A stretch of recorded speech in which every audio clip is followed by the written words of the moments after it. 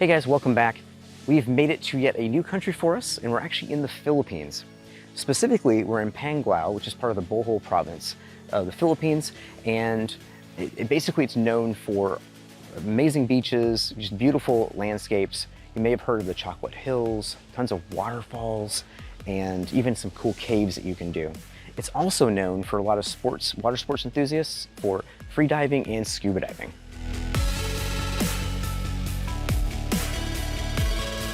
So if you've been following along, you know that we've been in Thailand for the last 3 months and we were supposed to go to Vietnam, but we made a huge mistake with our e-visa. We didn't file it in time and also happened to land over the Lunar New Year, so immigration services were shut down.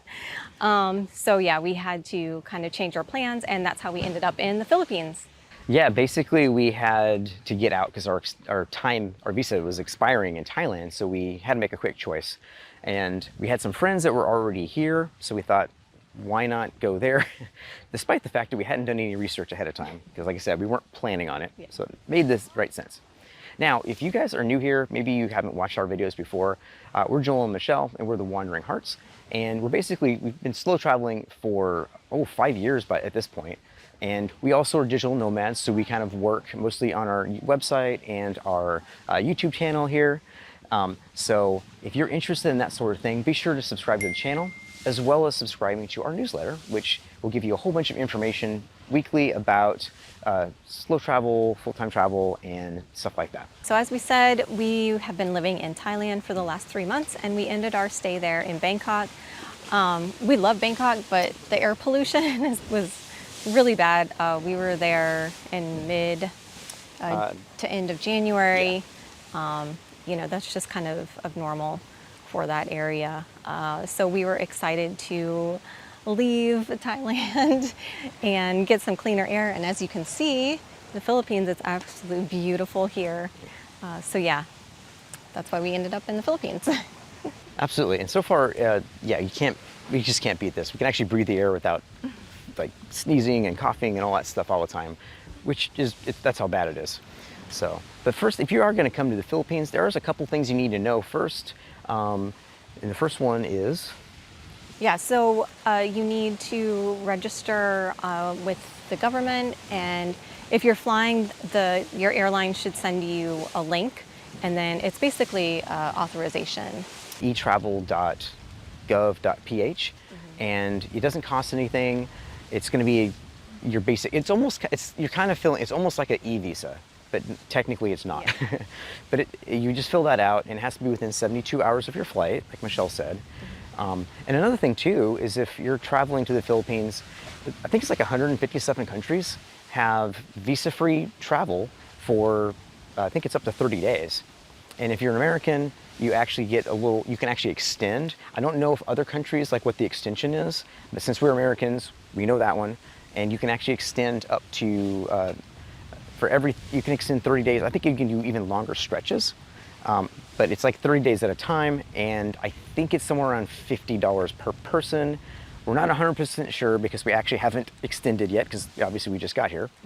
So what else is there? There's a couple more things. Oh, you need an onward ticket.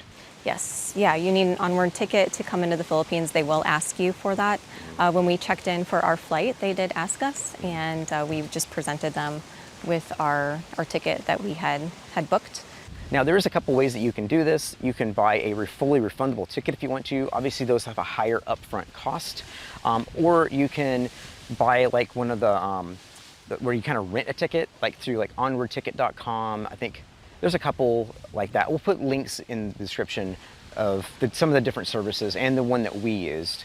But that way you just rent it for 10 or 15 bucks or something like that, and it gives you a flight reservation so that you can show that you have a reservation that is within your first 30 days of your visa time. Yep.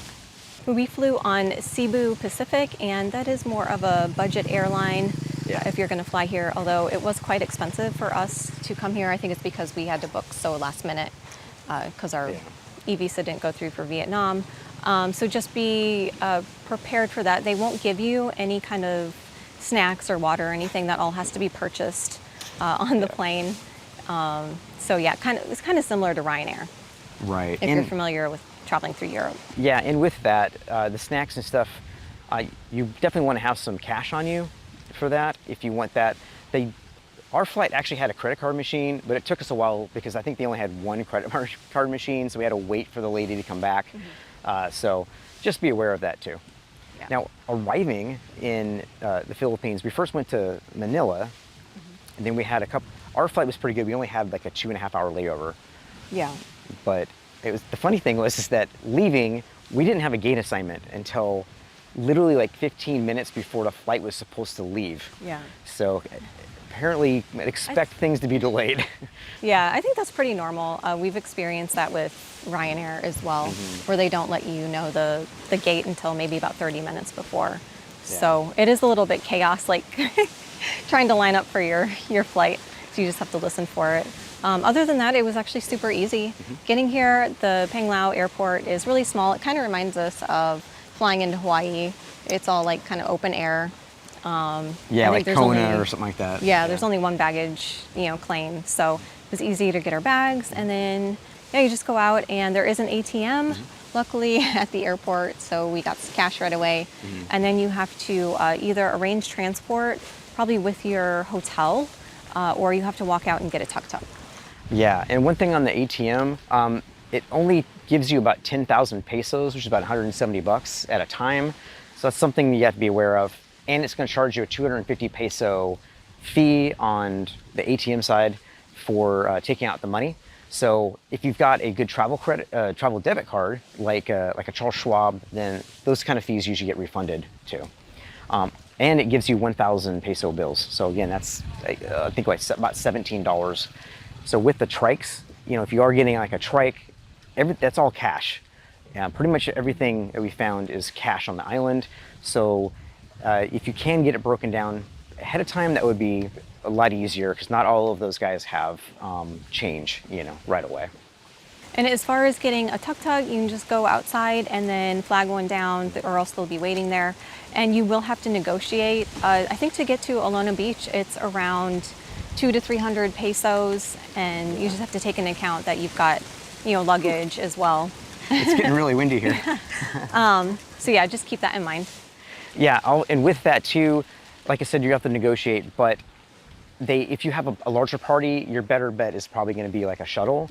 Otherwise, you're going to have to get like multiple tuk-tuks because they generally kind of base their pricing on the number of people and, of course, like the number of items because they're pretty small. Yeah. So you can only fit so much in them. Right, so I think that kind of wraps it up for our experience getting to the Philippines. So I hope this was helpful for you guys so you kind of know what to expect coming here. If you found this helpful, make sure you like and be sure to subscribe if you're looking for more information about full-time travel or slow travel around the world. Absolutely. And also check out we got a link in the description for our store where you can get we have quick start guides we create and a bunch of ebooks about a lot of different places that we travel to. They're helpful, especially if you're like a nomad like us, or even if you're just going on vacation. It just helps you get know where to go, where to get food, groceries, ATMs, all that kind of information instead of having to try to figure it out. And also we have a membership, nomadicabundance.com, which if you join that too, you also get access to some behind the scenes and bonus content, as well as all of those ebooks and everything too. So it's actually kind of a pretty good deal. Thanks so much. Happy wandering. Happy wandering.